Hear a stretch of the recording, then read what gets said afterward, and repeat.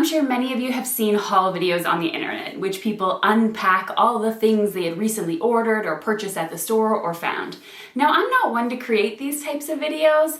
However, I thought it would be fun to create something that's the opposite, an anti-haul video. What I won't be buying this year, or what I won't be buying more of this year after my experience with them. I'm sure some of them are gonna shock you, so let's dive in. Retailing for around $15, these ink pad holders are meant to keep your ink pad in place when you blend. At first, I thought this idea was quite cool.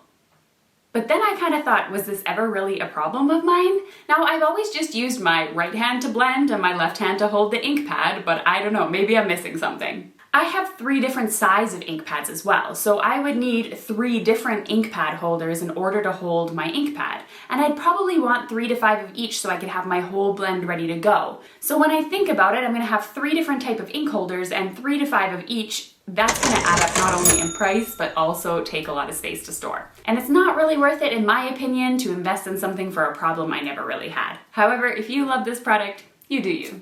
It seems like every company's coming out with blending brushes these days, and I probably have about 3 to 5 in my cupboard that I truly enjoy using. However, as every company comes out with them, I don't feel the need to invest in any more different types. I get it, companies want to have their branding on their own tools, but it just seems that they can't buy in the quantities that makeup companies and pharmacies can, and so they end up being extremely overpriced a lot of the time for something you can get in the makeup department for a lot cheaper. Although I have to say, I can't resist those little colored handles. Now, this trend kind of reminds me of the movie industry. We created something good, so let's create a sequel, or let's just recreate it in real life and make more money. So many companies are now taking their old designs and giving them new life by putting them into Slimline Designs. We're seeing Slimline stencils, Slimline dies, stamps made for Slimline cards, and I've been making Slimline cards for years without needing any Slimline specific products. I say Slimline cards and not buying Slimline products as a way to get creative. It's also a great way for me to use my alphabet dies because I can fit way more text on a Slimline card than I can on an A2 size card. I'm not knocking Slimline cards, I'm just saying I'm not really seeing the investment purpose in Slimline products. I don't know, it seems like Slimline is the new trend. However, I don't feel like investing in a whole new product line just to change up the size of my card. It doesn't seem worth it to me, but that's just my opinion. Now, these are one of those supplies that I mentioned that I'm not going to be buying more of unless they're butterflies, because they're butterflies. Now, stamps have been coming out with coordinating dies for years. You had the individual dies to cut out the individual stamps. What I liked about these is I had a choice whether I wanted the coordinating dies or not. I could easily stamp them onto my paper and not need the dies, or if I like to die cut them out, I could have used the die cuts.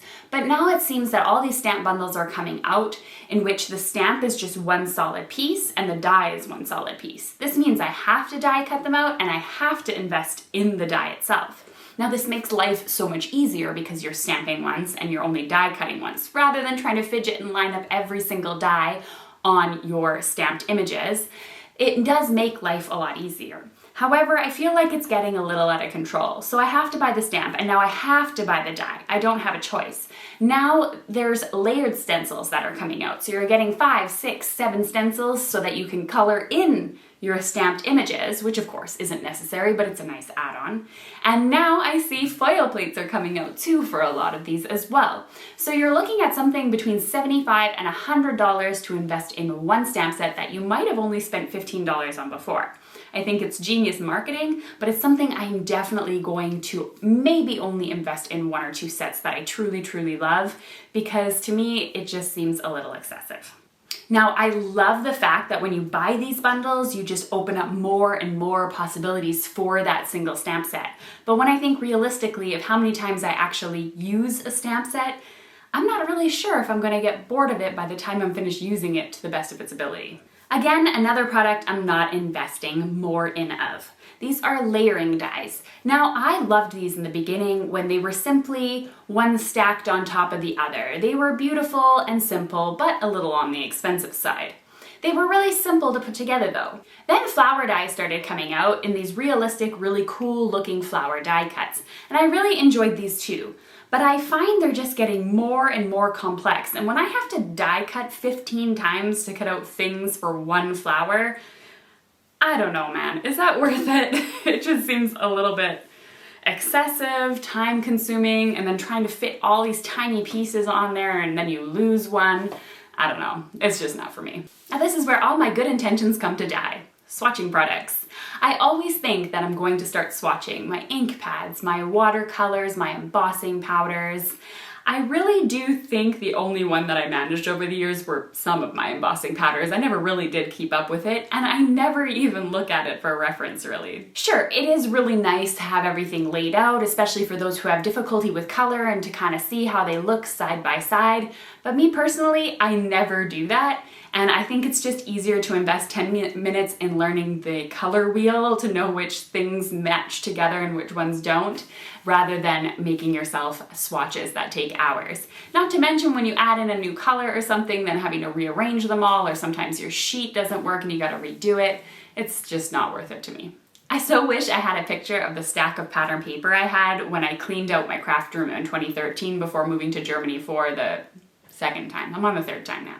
This stack was taller than I was. It was ridiculous. Pattern paper is beautiful, but how often do we actually use it? Or when we pull it out, how often are we frustrated? We can't find matching cardstock for it, or it's too pretty to put anything on it, or it's too busy to put anything on top of it. That seemed to happen to me a lot of the times with my most beautiful papers.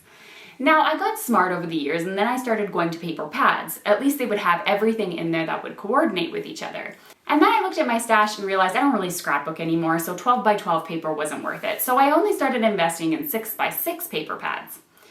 And they just sit there and they collect dust. I could pull up my box right now and show you that it's dusty. And to be honest, I love creating my backgrounds myself. It's just so much more fun than using patterned paper. I have stamps for a reason. You can create endless amounts of different types of patterned paper for your pleasure. So I stopped investing in paper in general, aside from maybe a few pieces of glitter cardstock, and I haven't looked back. But if you are guilty of the patterned paper hoarding syndrome, then check out this video. Meet me over here. I'm going to show you some really cool ways to start using that patterned paper up. All right, see you over there.